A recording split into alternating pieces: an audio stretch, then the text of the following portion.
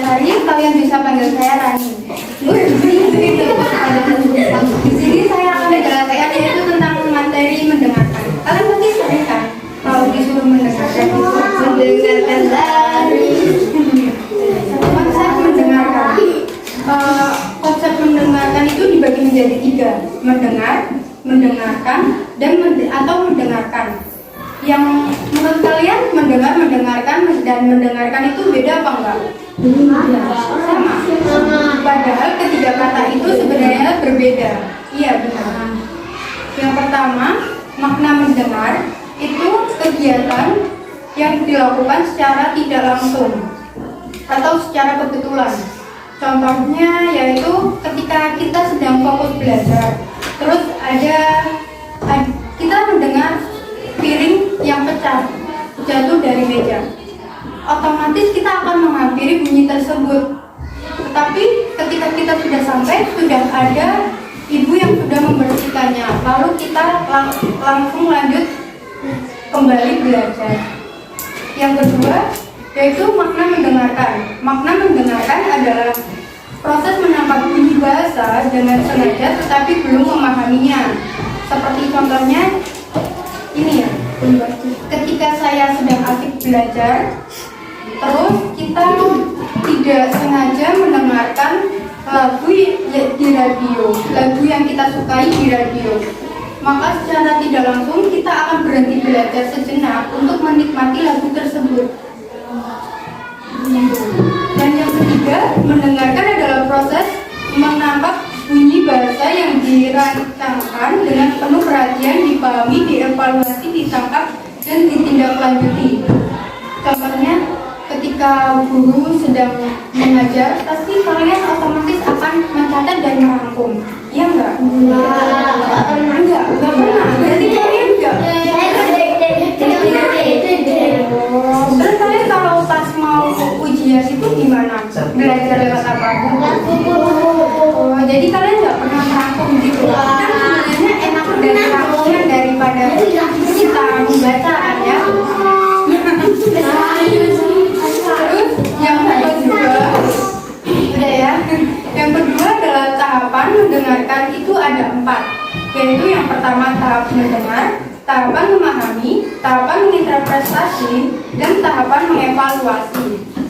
Dan selanjutnya, setelah kita tahu bagaimana tahapan mendengar, saya akan membahas tentang jenis-jenis mendengarkan. Jenis mendengarkan itu dibagi menjadi 2. Yang pertama, mendengarkan ekstensif dan mendengarkan intensif. Kedua jenis ini sangat berbeda. Yang pertama, mendengarkan ekstensif ialah proses yang dilakukan dalam kehidupan sehari-hari, seperti mendengarkan radio, siaran televisi, percakapan orang lain, dan sebagainya. Dan ada beberapa jenis kegiatan mendengarkan ekstensif, yaitu mendengarkan sekunder.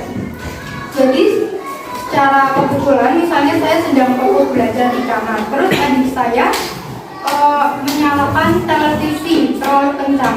Nah, itu tuh akan mengganggu pikiran saya ketika saya sedang fokus belajar.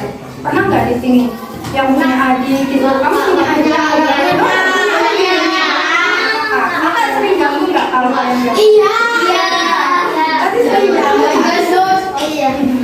Yang kedua, mendengarkan sosial. Mendengarkan sosial ini seperti kita di kehidupan sehari-hari, pasti kita sering mendengarkan teman kita yang sedang ngobrol. Itu kita secara tidak langsung, tidak sengaja, pasti kita sering mendengarkan. Kalau teman kalian ada yang cerita, kalau kalian mendengar gitu. Terus yang ketiga, mendengarkan estetika. Apa itu mendengarkan estetika? Jadi sering disebut dengan mendengarkan apresiasi. Kegiatan ini untuk menikmati atau menghayati sesuatu hal. Ada yang tahu nggak mendengarkan dengan menghayati itu apa contohnya? Untuk menikmati, nggak ada. Iya benar, kamu pintar banget. Mendengarkan lagu, benar. Contohnya mendengarkan lagu. Kalau kita mendengarkan lagu, otomatis kita akan menikmati lagu tersebut. Yang keempat, mendengarkan pasif, yaitu mendengarkan suatu bahasa yang dilakukan tanpa upaya sadar. Misalnya di sini ada yang dari luar Jawa. Ada luar dari Siapa? ini bulan Dari mana? Makassar. Makassar. Jadi biasanya kan bahasa Makassar itu beda ya sama Magelang. Kamu pindahnya dari kapan? Dari pas 2019 Juni udah nyampe sini. Oh, nah contohnya kalau kita bukan orang sini, terus kita tuh sering mendengar orang lain percakapan, jadi itu menggunakan bahasa sini. Padahal kita belum bisa, tapi kita sudah mendengar percakapan orang tersebut secara tidak langsung, kita akan jadi tahu tentang bahasa daerah sini, gitu. Jadi yang kedua yaitu mendengarkan intensif. Kegiatan mendengarkan intensif ini dilakukan dengan sungguh-sungguh, seperti kita sedang belajar mendengarkan guru yang sedang menerangkan. Ini adalah kegiatan intensif.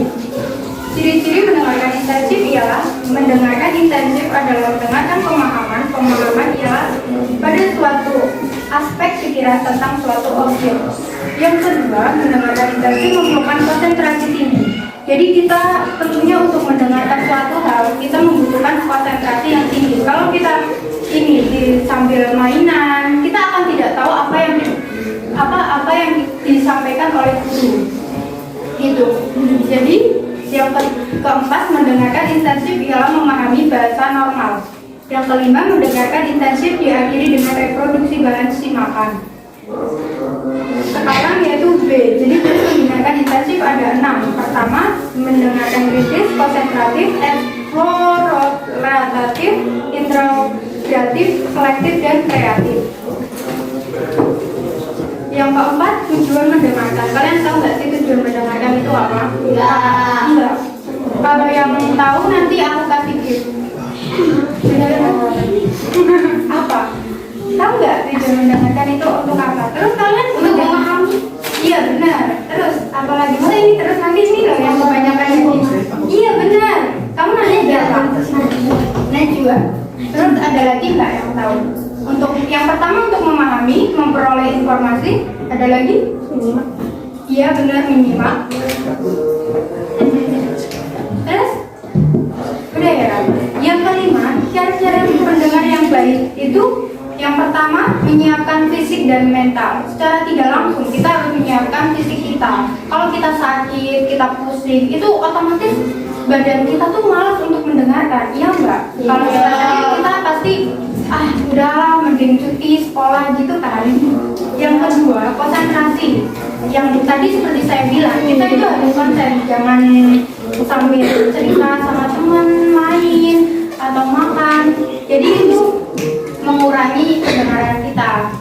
Yang ketiga, bermotivasi ingin menambah ilmu pengetahuan. Jadi mendengarkan itu otomatis menambah informasi. Yang keempat, objektif. Yang kelima, mendengarkan secara utuh. Yang keenam, selektif. Ketujuh, tidak mudah terganggu. Kedelapan, mengambil pembicara. Kesembilan, menyesuaikan diri. Dan selanjutnya, tidak emosi. Kemudian merangkum dan mengadakan tanggapan. Sekian dari penjelasan saya. Ada yang ingin ditanyakan nggak? Baik, terima kasih.